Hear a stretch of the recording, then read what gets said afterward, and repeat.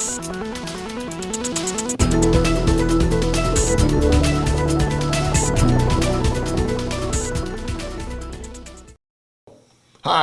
Dave Culmer with Veterans News, Segment 11.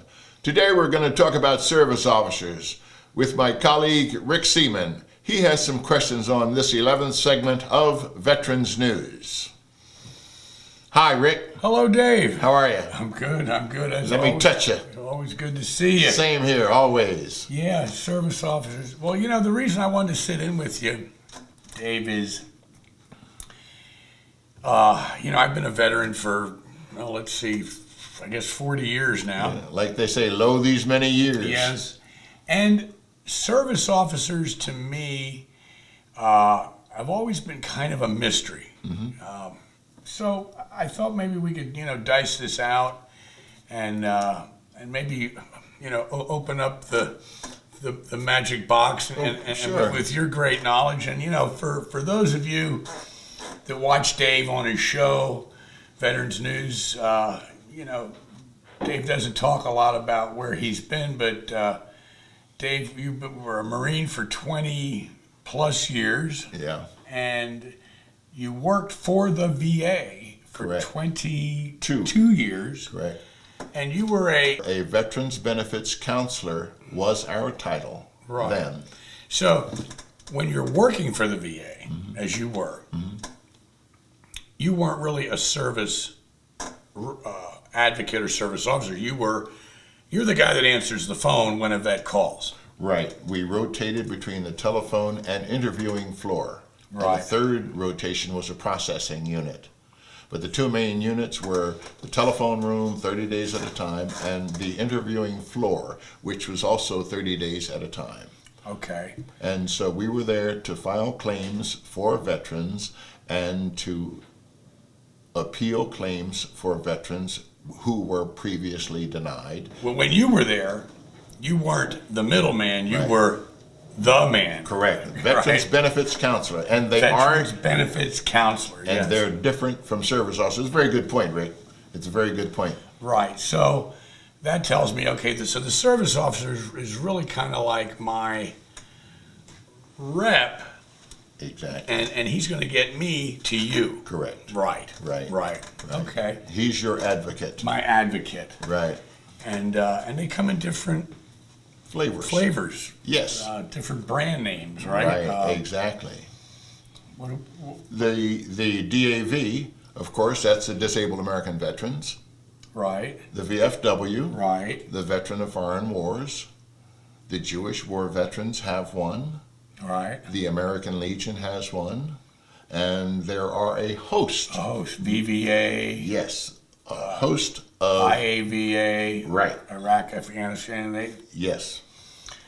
Okay, so those are the ones that come from the veterans organization. That is correct. It's good to distinguish that they're employed by veterans service organizations, not the Department of Veterans Affairs. Right. It's a big distinction. Big distinction. Good point. And who pays them? They're paid by the organization that they work for. All of the service organizations are non-profit organizations. Right. And so they're paid by those various service organizations for whom they work. And that money comes from donations? Public donations. Membership dues? Membership dues is a great one. Right. Yeah. So it's not costing the taxpayer a nickel? Doesn't cost the taxpayer a nickel. For a service officer from a veterans organization. Right. Before we get into the specifics of what they do, Rick, I'm going to take a break. Okay. And we'll be right back. Stick around to Veterans News.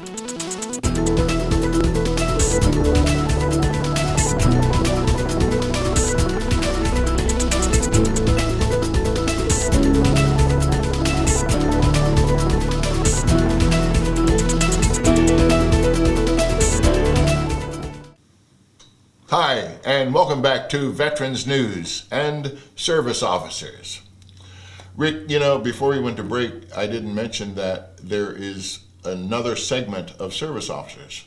Most counties around the country have a county Department of Veterans Affairs, and they in turn employ people as service officers. The county service officers have the same training and knowledge and know-how of a service officer from a veterans organization? Are they equal in talent?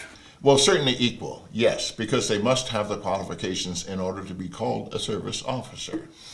That was another one of my questions and I'm sure a lot of people have this same question.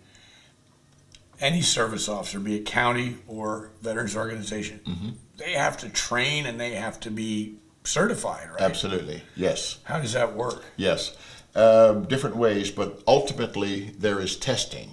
They take an examination. In my case, my test went to Washington, D.C., and it was certified by the General Counsel in Washington, D.C., that certified the test after 6 months and graded the test and came back with my certification.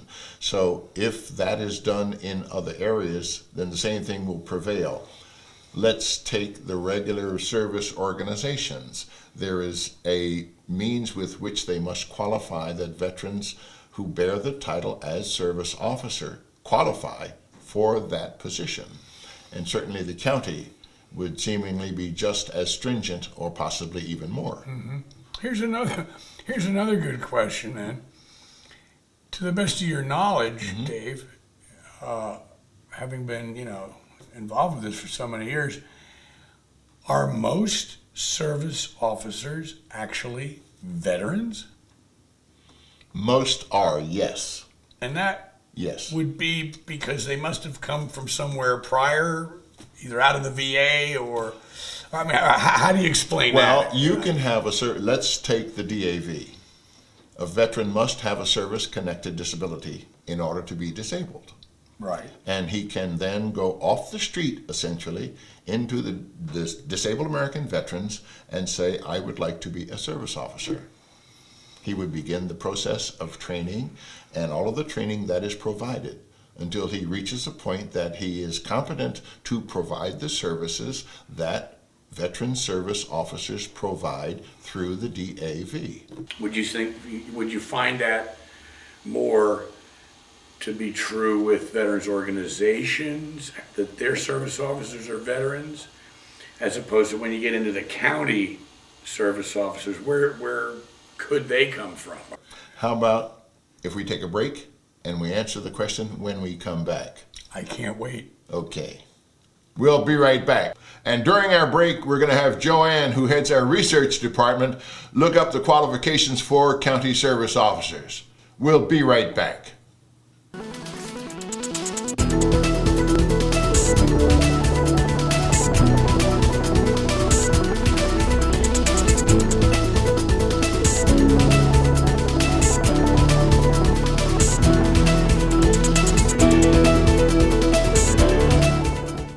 Welcome back.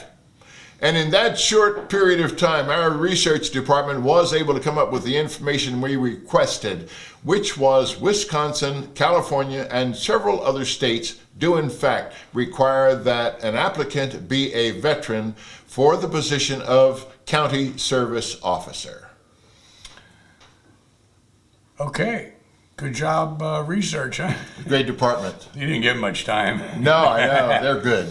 But so that's good. So I guess bottom line would still be, good question, ask your service officer, are you a veteran? It's a great question because it'll also generate other answers from that one question. Exactly. Voluntary answers from the service officer, which will give you a kind of a feel for the kind of person he is. Right. One experience along the same lines, when I was a Veterans Benefits Counselor in the early 1970s with the Department of Veterans Affairs, there was a guy that was a kind of a different kind of guy. He always struck me as just being a little different. I won't go into details of how different. He was a great guy. And I asked him one day, I said, either what branch of service were you in or were you in the military? And he says, no, Dave, he says, I wasn't in the military. And that accounted to me all the differences that I happened to notice, idiosyncrasies. So for the Department of Veterans Affairs, the VA, they don't necessarily have to be a veteran.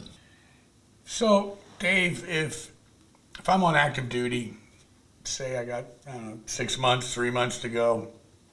Is there anything the active duty soldier can do, or does he get any kind of, I don't want to use the word counseling, but any kind of briefing or information that tells him what to expect when he gets out and how to approach the VA about benefits and educational? And do they give the soldiers anything like that today? The military does provide training and education and information in becoming a veteran upon leaving the service.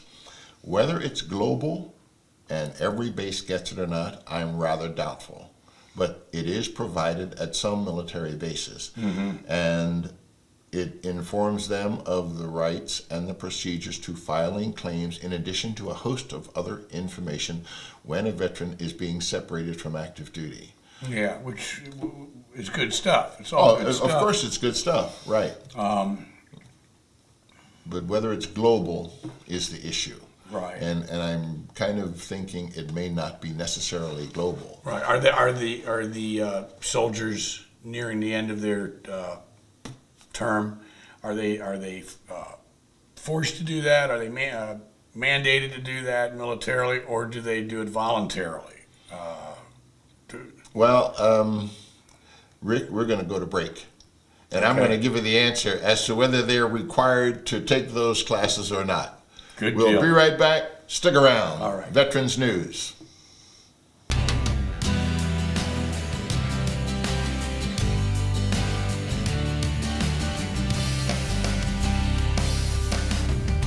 Rolling. Hi, and welcome back to Veterans News. Rick, the question you posed was whether the military mandates people being separated from active duty to take the classes that would inform them of a host of benefits, including Veterans Affairs benefits. Yes. There is a mandate to do that.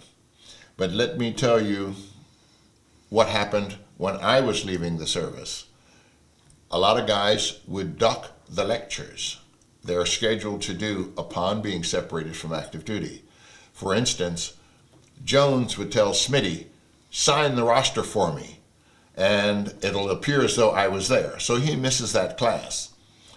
Because he's got something more interesting to do. He has something more interesting to do. Sure. Exactly. So he feels like he doesn't need it. Okay. And this may be the guy that I've seen a multitude of times who comes to my office when I explain benefits to him. He says, nobody ever told me about my benefits. Right. Nobody ever explained about these benefits, some of which time has eroded. Yes. And they're no longer applied. Yeah. So it's like, again, going back to when I was in the service, one of the things the sergeant major used to always say was to read the bulletin board twice a day.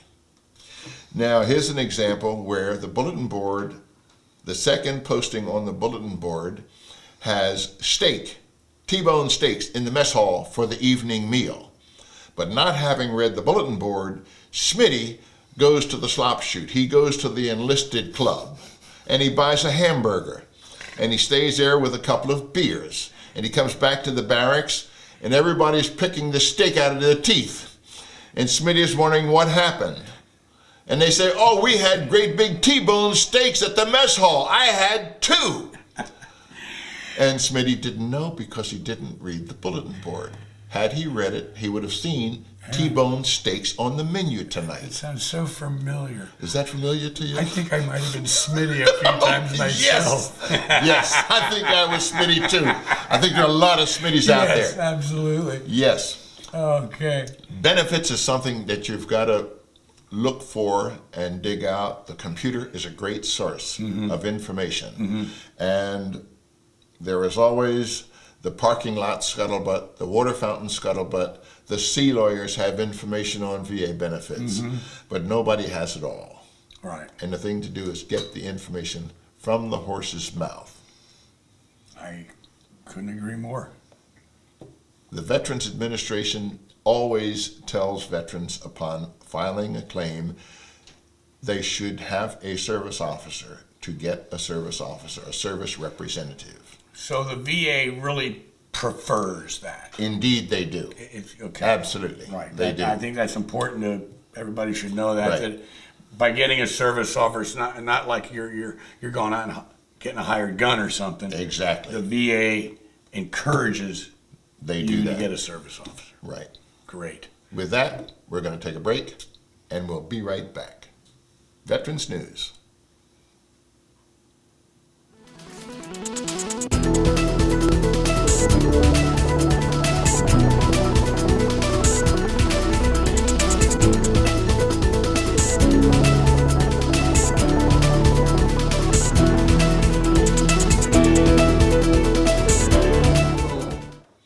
Well, Rick, we're going to continue this on segment 12 of Veterans News with more information that I'm sure everybody will want to know about. I'll be there. Very good. Dave Culmer, Veterans News, out.